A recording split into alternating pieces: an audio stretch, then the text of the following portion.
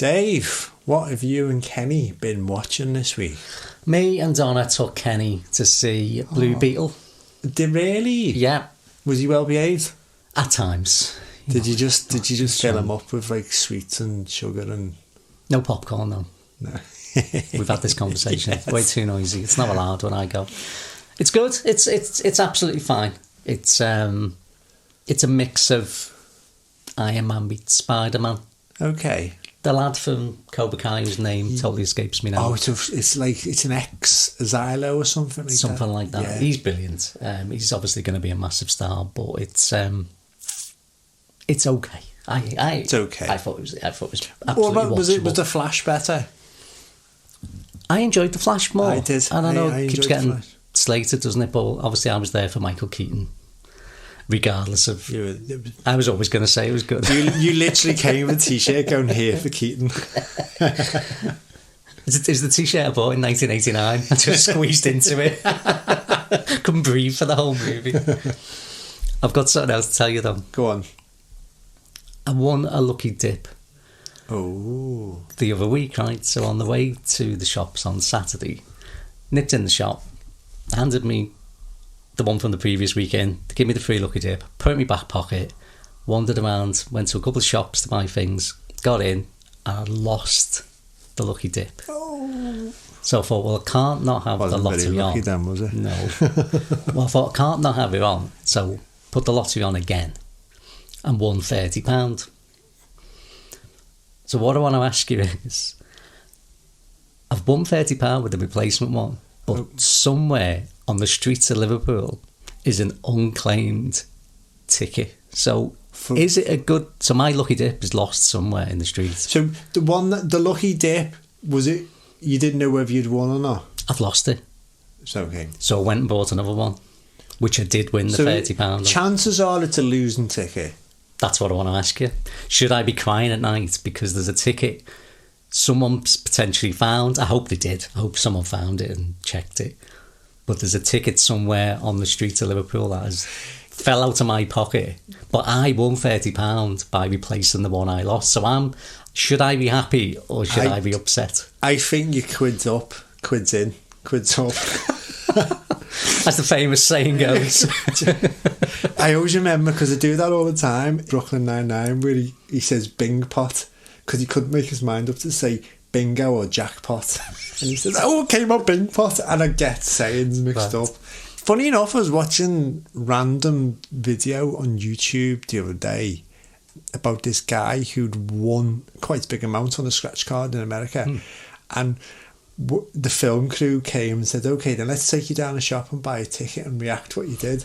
And he went and got another thing, and he won again. I've seen that, yeah. I was like, oh my God, that's just like... And he was just like, oh my God, I've won again. And it's just like, it's crazy. So you think I'm quids in? I think he quids up. Quids up.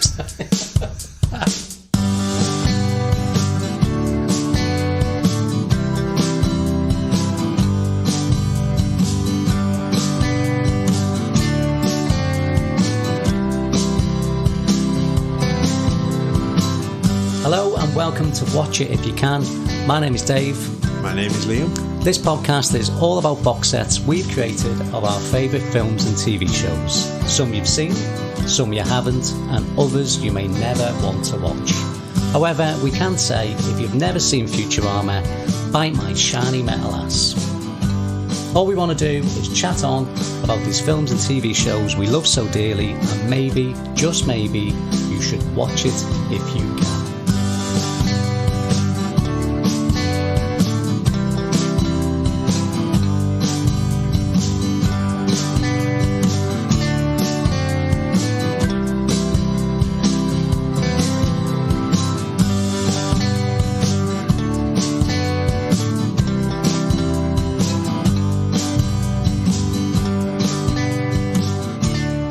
Liam. Dave. How are we? I'm alright. I'm okay this week. So this week is the Hidden Gem week. Oh, it is. So for Box Set 3 we've got themes. We've already done 80s action. My 80s blockbuster, yes. I've done a Hidden Gem, which was Super Bob. I've done my mini-series, which was Our Friends in the North. I did animated with the Simpsons movie.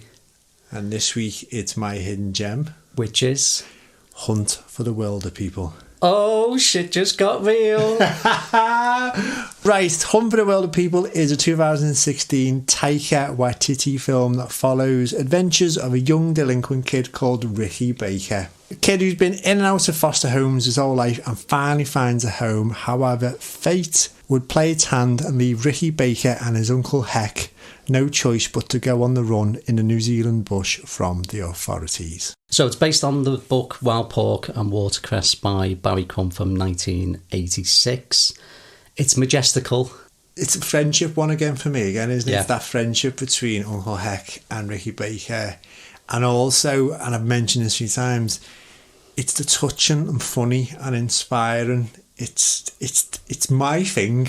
It's definitely my thing. Every theme, every pick, it's the same themes. and I just think Taika, as a director and writer, has a real ability to just tackle big topics and emotions in such a soft but quirky manner, if that makes sense. Because I think some of the themes he goes into in this film, you've got rejection. Obviously, Ricky's been rejected his whole life. You've got youth exclusion. He doesn't feel like he belongs anywhere. You've got the fostering system. Like he alludes a few times to what happened to his friend Amber, which seems there's a lot of sadness there as well. And although it's not obvious, he touches on the Indigenous disparity in New Zealand. He just does it in such a funny way, but it's quirky. And I love that, and that's one reason I love it.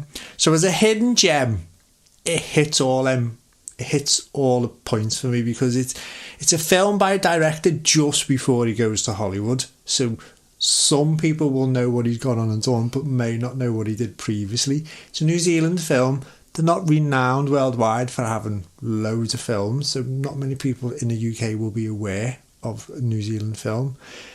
And it's just brilliant. And in honour of Hunt for the Wilder People, I've made myself a roast little haiku. Oh, interesting. Because if you want in the film, Ricky Baker, because he's gone through like counselling and stuff, and his counsellor told him to put his emotions in haikus. Which, if you don't know what a haiku is, it's a Japanese poem which is 5 syllables, 7 syllables, and 5 syllables. And we obviously can't repeat the one that Ricky does in the film. let's move away from that. It's worth watching. So is this going to be majestical? Because majestical's my new favourite word. Well, let's take a listen. Okay. So this is my haiku. It's my hidden gem. Hunt for the Wilder People. It's majestical. It is. Majestical is just... Before we came on, I said to Liam, are you going to mention the M word? And I thought, I don't want to say what it is because I want to see if you pick up on it in the movie, because that was one of the bits that I It's loved. brilliant, isn't it? Majestical. I read as well it was only shot in about 5 weeks and mostly with one camera as well. Yeah.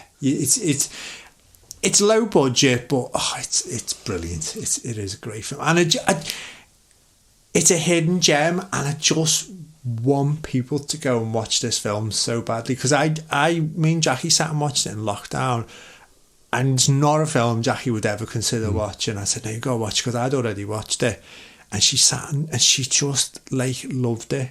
She was just like, it's such a good film, and Jackie's not one for finding obscure films, nothing like that. So I feel like our job on this podcast, especially when it comes to hidden gems, is to just push films that, if you like films, you will like this film. I've got a feeling we went to see it together, in fact, because I definitely seen it on the cinema, and I've got a feeling me and you went. I think we did, yeah. And I think we did, because I think all the reviews were massively positive, and I remember they were all 5-star reviews, and the fact that they're on, and I definitely went, and I'm pretty sure it was with you. But I seen it on the big screen, but with very few people in there. Yeah. Because it was one of them. It's not an unusual fact anyway, No, it's never normally sold. Well, to be honest, we tend to go midweek and at an early time, so we do avoid the busy periods. But I reckon we went to see this together, and I remember seeing it and loving it. But this is probably only the third time I've seen it, because I think I would have watched it on cinema, probably watched it when it came out on DVD, and I've not watched it for years. So when you picked it, I thought, well, that's a really good hidden gem, because if you ask the average person, like, and including us in that. Yeah. Have you seen it? I think a lot of people won't have heard of it. It's a perfect example of a hidden gem because it's. Do you think if Taika had done it in America with, let's say, Johnny Depp and pulling that, Brad Pitt was playing the Hector role with even with the same kid, it probably would have been a big hit, wouldn't it? I think so. It's a well-written film. It's well made. It's neat and tidy. It's a great little film. So who's in it? What have they been in? What else would we know them from? Okay, so the main kid, Ricky Baker, is played by a Julian Dennison. He hasn't done a lot because he's obviously quite a young kid, but he does make a great appearance in Deadpool 2. Pretty much the same character. It could be the same. It's literally because he's dressed almost the same, isn't he? And I haven't seen it, but he's in the Godzilla v Kong film. He is, yeah. I've seen it. It's okay. The one thing I'd ask you to look at, if you didn't notice, have you seen his picture on IMDb? Yes. It's brilliant. Have you not seen? He's got a little eyebrow thing. He's got the best picture of anyone on IMDb. The profile picture. Check it out after this. His profile picture is amazing. I didn't know this, but apparently actors and stuff can select their own profile pic on IMDb. Yeah, I've seen Alexander Skarsgård. Yes, with his pants down. He's got no pants on. He's got a tuxedo, but with no pants. And I'm just like, genius. I didn't know that. I didn't know that, but Julian Dennison's pictures. Brilliant. Who else we got in here? We've got Sam Neill, who plays Uncle Heck. God, what can you say about Sam Neill? He's been in the Jurassic Park trilogy. He's also in Peaky Blinders, which I think is well worth shouting. He's also in The Tudors, that great TV series from... I haven't seen that, so Henry Cavill and... Yeah, I didn't realise it must be 2000, mid-2000s. Easily, yeah. It's a while ago now. He's also in The Piano, and he's also in, and this is a film I actually remember getting this on DVD, this film from Blockbuster, The Dish. I put The Dish because... I actually remember getting it from Blockbuster, and I'm pretty sure I probably got it on one of your free videos as well. Yeah, I probably would give you it. What it was, when we were thinking of hidden gems, and then you picked this... I was like, I could have had The Dish, but I thought I don't want to pick another Sam Neill, but The Dish is absolutely a hidden gem. It's brilliant. I think we need to do The Dish on one of the future podcasts. It's brilliant. And what else? Like Sam Neill, he's got a great career of film and TV. I feel like he's just one of them actors. He just literally does what it really feels like he's enjoying. He doesn't do it for the money anymore. He's earns his money off Jurassic Park. He's got a vineyard, hasn't he? Yes. Is it south of France? Is it? Yes. Or is it on Australia? I'm not too sure. I know he's got a vineyard. He's got a vineyard. Because he's from Northern Ireland, but his dad's New Zealand. He's one of my favourite actors. I didn't realise until looking up what he was in. He was in 40 episodes of The Sullivans. Got that down. I used to go to my nan's and we used to have The Sullivans on all the time. Well, we mentioned The Sullivans because that was where Mel Gibson got his start as well in the Lethal Weapon episode. I wrote that. And he's also in an episode of The Simpsons as well. He is, yeah.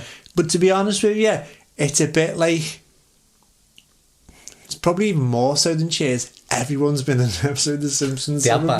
I would be surprised if every future episode one of the stars is in The Simpsons. I'd be shocked if there's ever a week where someone's not in The Simpsons. You'll find a link. Yeah. Dead Calm, obviously, from 1989 was like the one that probably made him like a familiar face in America because that was a big hit. Hunt for Red October. I forgot he was in that. Yeah, with Sean Connery, 1990. Memoirs of an Invisible Man with Chevy Chase. Have you ever seen that? Yes, that's a long time, I remember. I've got one I don't think you'll have watched, Event Horizon, because it's a horror film. Sci-fi horror with Lawrence Fishburne. That's a really good film. And it wasn't a big hit, but it's a bit of a cult hit now. Okay. It's really popular. And another thing I was going to point out, have you ever watched his James Bond audition? No. So when they were recasting James Bond around the time Pierce Brosnan got it, he auditioned for it, and you can watch it on YouTube. Interesting. Because they brought it out along with, it must have been part of a DVD special or something. He's actually really good in it, and only for the fact that Pierce Brosnan's amazing. He was he must have been in the top 3. Oh, he must have been. See, I absolutely loved him in Peaky Blinders because I think he was in the first season. He was a bastard. He was horrible, and he played it so well. You're so shocked because I thought he was going to be the good guy policeman. Yeah. Because he always tends to play like a nice person, and when you get into it, he's just one of the worst characters, and he's meant to be on the side of good, isn't he? Yeah. Also, we've got, I think you pronounce it, Rima Te Waita, who plays Bella.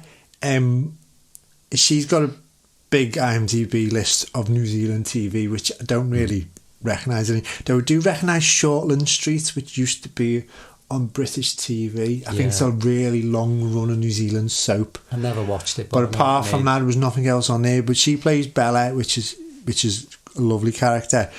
We've also got Rachel House, who played Paula from Child Services. I didn't realise she played Grandma Tala in Moana. Yeah, Moana. And I was like, oh my God, I didn't realise until I looked at. She also plays Topaz in Thor, Ragnarok and What If. And she also voiced Terry in Pixar film Soul. A film that sort of just went under the radar a little bit. I think it come out at COVID time. I think it went straight to streaming, didn't it? It's a really good film, Soul. I loved it. Also, we've got Rhys Darby, who played Psycho Sam. He's done loads of things, actually. Flight Conchords, The Boat That Rocked, which we've mentioned a few times. Got a few IT cast, but it's British cast mainly, isn't it? And also, he's in the Australian episode of Modern Family. No, he is. And he plays Fergus Anderson, who's the Mitch and Cam. He's an old friend of Mitch and Cam, and then he realises he's famous, and then he sort of can't leave him alone. Episode. It's a really good episode. So he's really good, Rhys Darby. And also we've got... Sorry, just before you move on, did you see he's going to be in Taika's next film? No. So Next Goal Wins, with Michael Fassbender. It's about him taking over one of the worst football teams in the world, and Rhys Darby's in it. When you say football... I'm not going to say the S word. Football, proper football. Like R-footy. R-footy. You know. It's a footy movie, It's a footy movie. That'll be interesting. The trailer's out. The trailer looks really good. And speaking of Taika, he also puts himself in every film he does, and he plays the minister, and it's a hell of an appearance as well, which apparently the whole spiel by the minister, Taika said he went to a funeral, and that's pretty much what. Oh really? It's based on quite a real life experience, and he said it's so bonkers you need to watch Taika. The best way I could explain it, if you haven't seen the film, is it would be like as if Rowan Atkinson did it. Yes. It's like that bumbling kind of vicar, isn't it? He's in Mandalorian as well, isn't he? He is, he's yes. IG-11. Well, he directed an episode of Mandalorian as well, didn't he? Yeah. Loads of great actors in there that we went through. As far as characters, performance, what's your favourite? Honourables have got to go to both Ricky and Heck. They're just brilliant. Oh, so they're honourables? Yeah, they do. So we've got the same main then, haven't we? Go on. Possibly. I've got Paula. How do you mean? Yeah. I am. Because the minute I think of this film, she's the first character I think about. I had a feeling, I thought you might go for one of the main two. So I thought I'll go for Paula then. But the fact that you've got for Paula as well is brilliant. Ricky and Heck are just so adorable together because it's obviously like their adventure. And I was like, but I remember you saying the other day when you saw The Simpsons, your favourite bit, you went with the bit you remember in the cinema. And I was like, okay, the minute I say Hunt for the Wilder People, the first thing that pops up is hair. I think Rachel House is just absolutely amazing in this film. No child gets left behind. No child gets left behind. She's just, I love it. So she's the agent for the state service, isn't she? But I like when she's saying to Ricky that she never gives up. She's going, I'm the Terminator. And he's going, I'm the Terminator. She goes, no, you're more like Sarah Connor. Even like... in the first film, before she could do chin-ups. That is lit. I've actually got that one of my honourable mentions for films. Oh, is that in your scenes? Because to be honest, the bits I wrote down are more scenes, because when she asked the policeman to ring the police... Yeah, I want a proper policeman. But I love that, and it's a tiny little bit when she first drops Ricky off at the start, and PC Andy sort of slouched on the car, and she asks him something, and she goes and kicks him. It's just brilliant. I'm not going to talk about too much then, because I think you might have some of the things I was going to say in the scenes, but I am absolutely like made up. We both picked Paula because she's just brilliant. I think she's the standout character from. Does she steal the movie? I think so, and that's not taken away from Ricky and Hector's characters because, and it's two great performances by Sam Neill and Julian Dennison, but Rachel House as Paul absolutely steals it for me. Have you got a favourite scene or moment that's not Paula Fair's then? Well, that was my honourable mention because I mean, you could have picked anything with Paula, but the chin ups joke with Sarah Connor just cracks me up every time. Now, what I went for my favourite scene was not quite much a scene. It's all them lovely moments where Ricky and Bella start to bond. You know, when he first comes, and it's the bit where he wakes up after running away the first night, and she's just sat there. She's like, morning. And he got about 200 yards. You can still see the house in the background, can't you? She's like, do you want to come in for some breakfast? Because it makes out he's been out all night, yeah, doesn't it? And you think he's got miles away, and he's literally yards. And I love the hot water bottle, and you can just see, and the lovely moments where after a few days he starts to settle down and she just touches his hand and then he touches it. And it's really heartwarming. And all them moments, and her birthday song. I've got that as one of my favourite moments. It's the so, song. And then when you give the dog as well for his birthday present, and he calls it 2-pack. I love all. And then her death scene is really powerful, and it really reminds me the way Taika does it. It's really subtle, and it's not, you hardly see it. It's unexpected, isn't it? It's unexpected, but you see, because obviously it looks like she was just hanging washed now, and she was just, and it's Heck crying, but you hardly see it because it's almost from the point of Ricky looking round the barn, and it reminds me of the scene in Jojo Rabbit where his mum's, you just see the shoes. And I think that's what I said about Taika's ability to touch them big subjects, but in such a soft, quirky way. So when it's them really touching moments, it doesn't need to go too in your face with it. And I just love that moments, and that scene where you see, because you just see her legs. And it's not like there's a build up to it where you go, oh, she's not well, or this potentially might happen. You generally think, unless you read the book or maybe you've seen the trailers before, you generally think the story is going to be about those three, isn't it? Yeah, it is heartbreaking, and it's so well done, and the whole cast direction of it is just brilliant. So I love all our moments. That little chapter, I think it's one chapter, isn't it, where he settles in and he really bonds with Bella. She gives him the sharp knife for the monsters in the night. Knife for the monsters at the night. Yeah, it's just it gets me, and like the death scene is too much. It's such a touching scene, like you say, because you do see from his point of view, and Hector clearly. God, I don't want to wear this. Don't want to say what I like. When there's sad scenes in films, I want people to proper cry. Yeah. The way Hector cries is how I would. If I found someone in that situation, because you get a lot of films and they don't really go for that emotional bit, and I think it's because they don't want to distress people. Maybe I don't know what the rationale behind, but I know what you're saying. It's almost there's like Hollywood crying, and then there's that's the best way to describe it. It's real, like a Disney crying, because it's not even crying. It's just like a wail, isn't it? It's just that because you hear it because you see Ricky's walking around, you just hear this voice in the background. Especially as you learn now, she took him in. Yeah, he was a lost soul, a little bit like them. The bit I wanted to ask you about, in terms of like my favourite scene, is how does Paula get the tank? No, I don't really know. She turns up on a tank. She get a tank? I don't know. I know, someone give her a tank to chase down these two. It's so brilliant. And I love the bit where PC Andy's got the megaphone. He's like, there's a $10,000 reward for dead alive, and he goes, sorry, no, we need them alive. They're just Ricky dancing in the woods. I put down, and then it cuts to Heck, and he obviously can see it without the music. Yeah, because he's got his headphones in. I love it when they do scenes like that. I like the bit with Psycho Sam, where he's telling you about who Psycho Sam is, and then he goes, by the way, my name's Sam. Like, basically trying to tell him it's him. But my favourite, of the whole movie is actually when the three guys turned up at the cabin, and they say they're going to take them in, and they start asking Ricky about what happens, and he's saying to him about, I played with myself, and sometimes he would watch, and they're all just staring at him, and he's not getting the fact that there's like a sexual innuendo type thing, because they keep calling him a pervert, don't they, Hector?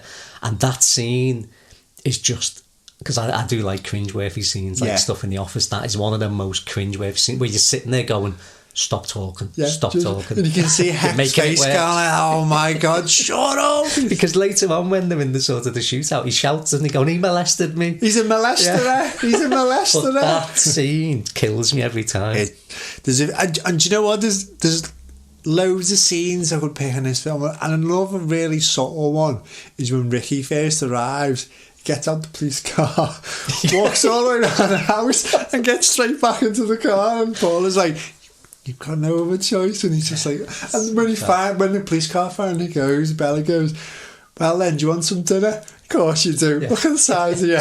Because she'd already said something to him about, like, you've ate all the pies or something. You're thinking, because when she says that, you sort of think, oh, is she going to be quite horrible to him? But it's not. That's just kind of how she is. She's just trying to be sort of playful with him. So you have mentioned a song already. I did, yeah. Have you got a favourite song, or is there a good piece of music that you'd recommend? So all the original soundtrack was done by a band called Monica, and it's this lovely lo-fi 80s vibe to it. It's absolutely gorgeous. It's all on Spotify. There's two little pieces of music that were straight after each other. It's a piece of music called Ricky Alone, which is the moment where he burns the barn and goes off, and it sort of there's about 60-second bit, and then it rolls into a song called Ocean Blue, which is really then sets off into the bush on his own. And those two pieces of music, they always roll into each other, are absolutely fantastic. Never heard of Monica, but I've been listening to all the stuff on Spotify the last couple of days. And there's also the piece of music by Nina Simone where they used the song Cinnamon, where they then escape from Psycho Sam's sort of hideout in a car, and the chase kicks in big time, and they use the song brilliantly there. So my only issue with Cinnamon is it's in the Thomas Crown Affair, the Pierce Brosnan movie, and that's the only thing I can associate that song. Really? So when it come on, I was like, I love this song, but it just instantly takes me out of the movie, and I think it's Thomas Crown Affair. The one thing I mentioned to you is I left the credits rolling. And you did it, and we just watched it again. Type of notes. So there's a song by a band called Trifecta, and it's called the Ricky Baker song, and that is definitely worth checking out as well. I loved it, yeah, because I didn't notice, because you said you were writing your notes afterwards as well. And I left it playing, as I was sort of typing away, and then I won't sing it, I'll leave it for you for later. That come on, and I was like, that's genius. It is, yeah, we were playing, but it is really good fun, yeah. Right, we both love this film. It is quite a short film as well. Yeah. But, as always, probably our favourite question, yeah? Yeah, definitely, yeah. What, if anything, could you have done to make it better? I've got one thing, but we'll do yours. Okay, I've got one as well. And it's the Psycho Sam character. Not a fan? I thought it was just a little underwritten in the respect that it's an unconventional film with unconventional characters, and yet he was a really conventional madman. If that makes sense. I get what you mean. I felt it was just a bit forced. Yeah, it was just, there was no nuance to him at all. And I thought if it wasn't for Rhys Darby's performance, I think it would have really fell flat. I don't know, it just felt like it was... Do you think they tried to squeeze him in the movie? I mean, I generally don't know if he's in the book. Yeah, that's what I don't know. There's probably people screaming at them. I just thought there could have been more to the character, because he's literally your typical madman who lives in the woods. Yeah. And I get that, because he's a madman who lives in the woods, but I just thought all the other characters were just, even like the small minor characters, like the three huntsmen who chased, they all had something a little bit quirky personality, and everything was in the film. I just thought Psycho Sam was just a little bit unconventionally conventional for a madman. And I suppose you never found out what happened to him, because he stays to hold them off. Yeah. Maybe if you'd have seen... maybe his idea of pretending to play dead paid off. Maybe. I've got one, but it's a pivotal scene, and I'm going to say it anyway, but you absolutely can't cut it. So this is going to make no sense, but the scene I'd take out, I wouldn't have killed Zag. I know what you mean. And I'll tell you why first. I understand you need it because Hector buries Zag, and then you needed something to then make him realise they need to get rid of Bella's ashes, and you get that really touching scene where he gives him the ashes and he thanks he walks away and he thanks him, doesn't he, for bringing him along. That's a lovely moment. I think it's because we're dog owners. And we never want to see the dog die. So everyone talks about like Marley and Me as like the upset one. For me, it's Turner and Hooch. I think that's the most devastating movie. But the scene in this, I cried. I watched it again last night. I cried. I literally cried my eyes out. I watched it again last night. You can't take it out either. And as well, because it's like when it's like a wild boar, isn't it? Wild boar comes at them. It's the dogs go and sort of save them as well, give them a chance. So it's Zag sort of pretending, I know what you're saying. It's heartbreaking scene. And I love the way they do it because you just see Ricky walking away and you see his face and he doesn't watch and Hector. If they didn't do anything with the ashes, if that wasn't linked to that following scene, I would say killing Zag was devastating and unnecessary. Yeah. But because you have that instant scene, it made Heck realise that he needed closure on Bella. I know. It's devastating. In terms of the movie itself, then, what sort of impact did it have, or what impression did it make when it come out and since? Well, it made $38 million worldwide gross, which for a little tiny film from New Zealand, I think is a hell of a hit. It was actually the first, I think I read somewhere it was the first New Zealand made film to break $1 million in its opening weekend. So it was a big thing in New Zealand. As far as impact goes, it's all about Taika, isn't it? It's just, it put him on the map. And I don't know at what point he was already attached to Thor Ragnarok, whether it was because it was Thor Ragnarok was literally the year after something, so he must have already been in pre-started. So, but it's cement, because I think the film he did a few years back, Boy, which I haven't seen, was meant to be pretty good, and he's done In the Shadows as well. He did the film. That is really good. That is really good. I just think he's genius. I absolutely adore the man, and he's got such a soul and he's got such a sense of humour and he's so clever at fucking everything. So he's like, apparently he's a really good artist and painter. He's a really good clothes designer as well. He's done clothes, he's done a range of clothes for another designer house. He does stand-up. That's how he got his first break, by doing stand-up. He did loads of TV. He's an actor, he's a director, he's a writer. I'm like, come on. And the presenter, he did the music awards with Rita Ora. Are they married now? Are they married now? Yeah.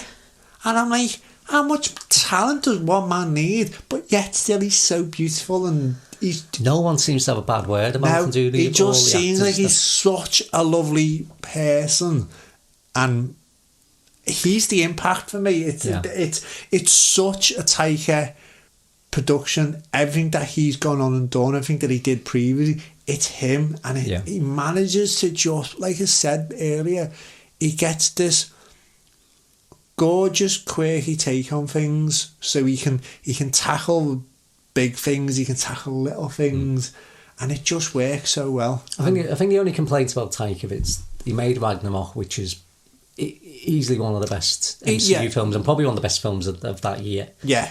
I think they give him too much free rein on Love and Thunder. Yeah. That it's almost a comedy movie with superhero elements in it. Yeah. And I think it needed someone to pull back, and I think even Chris Hemsworth has come out and said they were just having too much fun. Yeah. And maybe, it needed to be maybe a Kevin Feige to step in and go, let's ease up a little bit. Yeah. That's my only It's still complaint. the MCU universe, isn't it? Yeah. Yeah. Because we're gonna talk about his other films. Like, I mentioned a few, in a little bit later on, yeah. So, are we ready? Oh. Kenny, can we dim the lights, please? Oh, someone just touched me. Molester!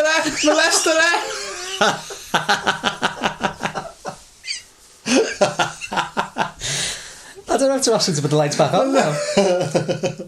Okay, Liam, this is your quick fire round. You have 2 seconds at least-ish to answer each question, and I'm only going to take your first answer. Camping or a hotel? Hotel. A happy or a sad ending? I went to say sad, so I'm going to commit to sad. Name a movie that makes you cry. Apart from this one. What's the Macaulay Culkin one? My Girl. My Girl, good answer. Yeah. Name a movie that makes you laugh. Thor Ragnarok. It's absolutely cracks me up. What's the best movie based on a book? I'm going to say Stand By Me. That's a good one, which we have done a podcast. Yeah. Okay, I get it's not New Zealand, but Neighbours or Home and Away? Neighbours. This one is not film related, but to the nearest mile, what's the shortest distance between the UK and New Zealand? 3,400 miles. No, it's 11,427 miles. That's majestical. Huh? That's majestical. So how can the listener watch Tom for the Wilder People? It's on that annoying Freevee app on Prime, which we mentioned when we did which one was it? The other week. We did Super Bob, which was on it. Super Bob was, and it's. See, I don't mind adverts. Yeah, but they just chuck them in the middle of a scene, and there's no. Yeah. It's like it's on a timer instead of we'll specifically we'll wait till that scene's finished, we'll wait till this one, and there's no advert. They just advertise what else is on the bloody channel. Well, no, there was a sort of Costco something one. I didn't have one when I watched it last night. Oh, right, it was all just the shows that they've got on. Oh, that's really weird, because when I watched it, it was a specific one, and it mentioned I'm sure Costco was something on it, but what was really annoying was like what you said, it's almost as if every 20 minutes, regardless of what's happening in that scene, because for me, it cut off where they're in the woods and Ricky wants toilet paper, and Hector says, just use a leaf, and as he goes to walk away, Hector says, and don't forget to bury it, and the advert come on, and he come back, and it's in Ricky going, I'll bury you.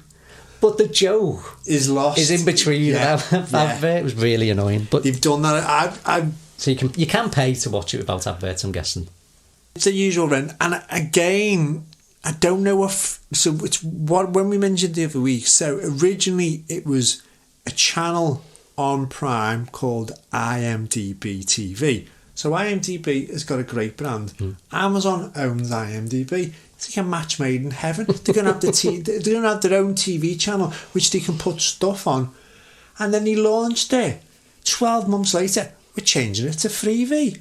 It's HBO's done something similar, hasn't it? I don't get it.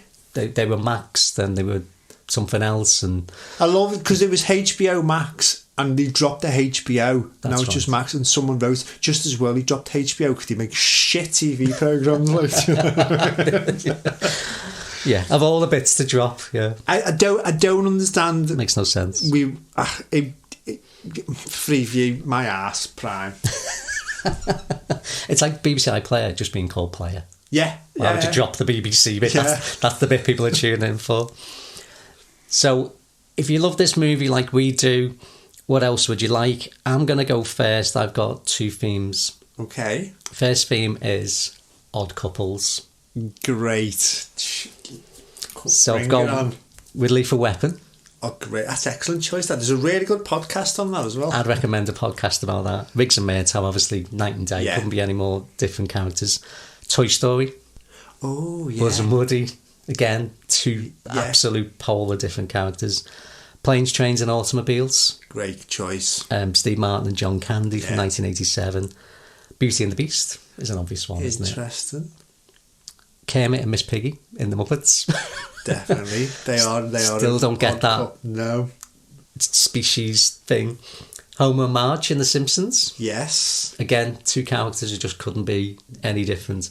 And you can't say Odd Couples without mentioning The Odd Couple. So there's the TV series from the 1970s and then the movie from 1968 with Jack Lemmon and Walter Matthau, which is just an absolute classic. My other theme, movies set outdoors. Okay. Because the majority of the film is outdoors, isn't it? So I've gone with 127 Hours, the movie with James Franco, directed by Oh, Danny the one where Boyle, the guy gets his arm trapped or something. based on the true story. He's stuck. The Revenant, Oh, finally won. that bear scene. Oh my word. My God. So finally won DiCaprio the Oscar. It's a grueling film. It is. I watched it with a duvet around me because I was cold watching it. And you forget how good Tom Hardy is in it as well, don't you? He's brilliant, He's, yeah. he's brilliant. And yeah. who's the lad who's just been in Guardians and he popped up in The Bear, the English lad? Oh, he's in Meet the Millers. Yes. We're the Millers, sorry, yeah. He's excellent in that as well, isn't he? Will Poulter. Will Poulter, good pull that, yeah. Jaws, Okay, yeah. All on the Boat, All Outdoors, Spielberg, 1975. Again, another rough watch, like The Revenant's Deliverance, with Burt Reynolds, Yeah. 1972.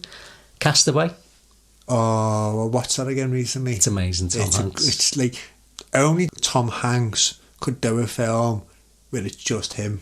It's literally him for just- apart from maybe 2 minutes at the front. and It's 5 literally minutes Tom at the Hanks just chatting shit to a ball. Do you know what I mean? And Wilson, again, if you're talking my about films God. that make you cry, Yeah. when Wilson floats away, Oh, don't. it's devastating. Don't It's get- almost as devastating as like an animal Yeah, being killed. yeah, It's yeah, the yeah. same. It's his best friend, isn't it? And the last one is The Grey with Liam Neeson, or as the internet has named it, Punches with Wolves. I haven't actually seen Have it. you never but seen I it? know It's a which one really you good mean, film. yeah. So they were my two themes. I went with couples. I went with movies set outdoors. You've gone with... I went, and I'm going to apologise to anyone who lives in Australia or New Zealand because I went for like one big list of Australian or New Zealand TV or films. Australasia. But I feel like it's like everyone just clumps them in as the same, like, you know, New Zealand. Which we would hate if they did a Liverpool-Manchester thing, wouldn't we? It's not the same, so I appreciate that. So for any listeners in New Zealand and Australia, I apologise, but it just seems to fit the theme of my list. So I picked out a couple of quirky TV shows that sort of in the same, not same humour, but a bit of a Taika humour.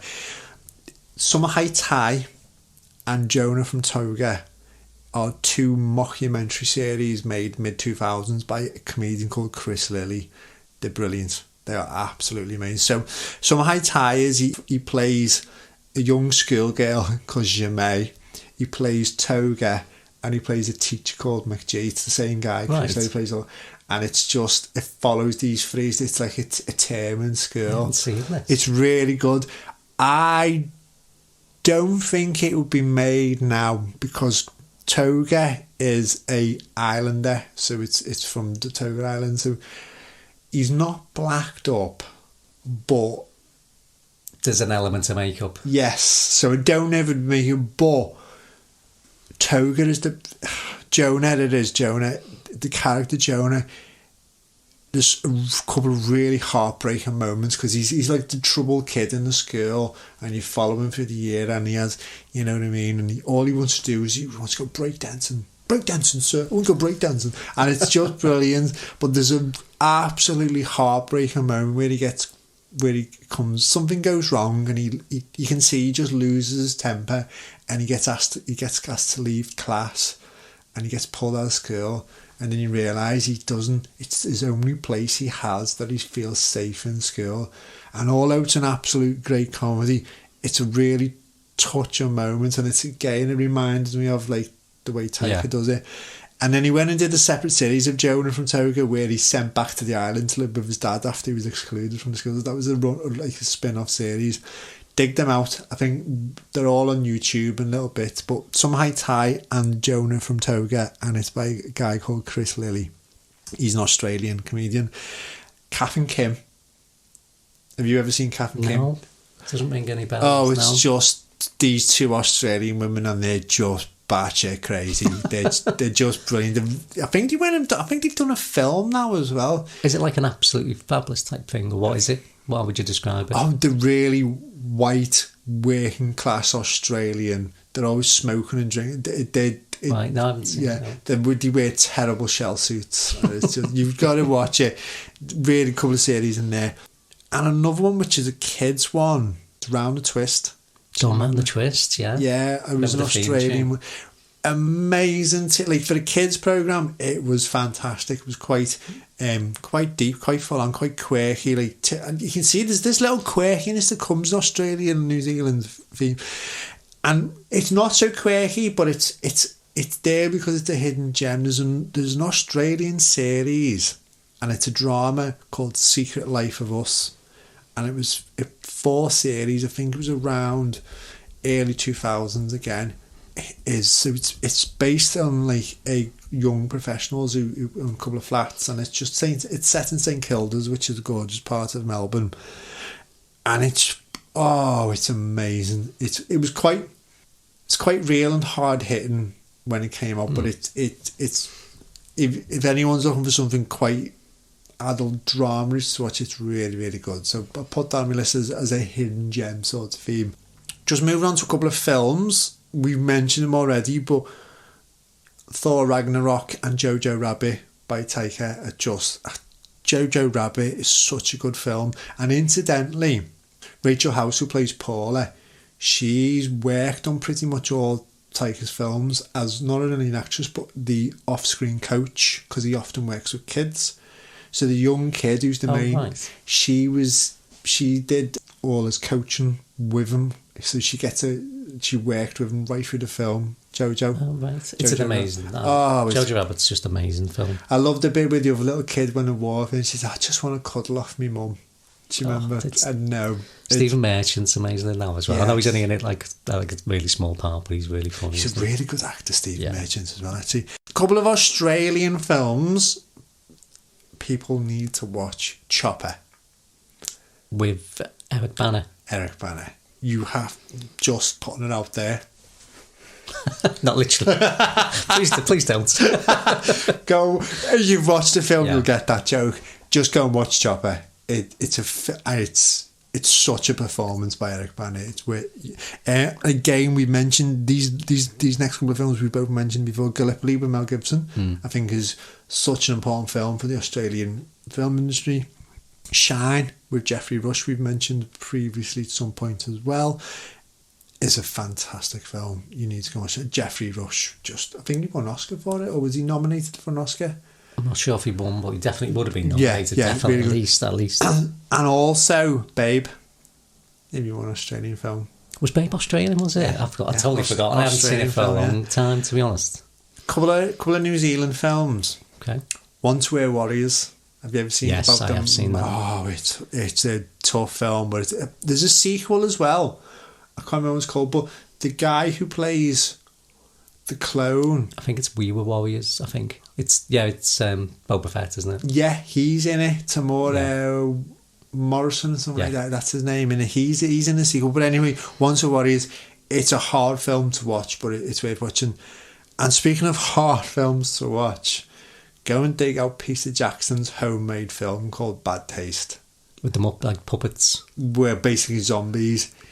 It is terrible, yet amazing at the same time. And he funded it and made it all himself on his family's farm or something in New Zealand. But without that, we wouldn't have Lord of the Rings.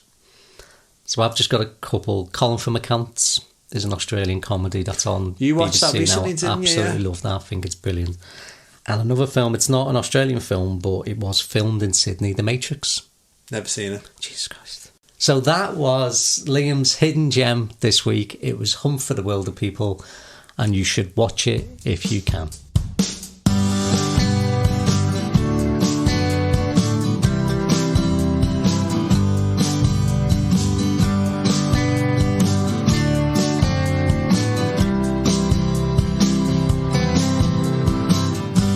This was a Watch It If You Can production, executive produced by Kenny, our Val's lad, on Wake Experience. Don't forget to follow, rate and share from wherever you get your podcasts.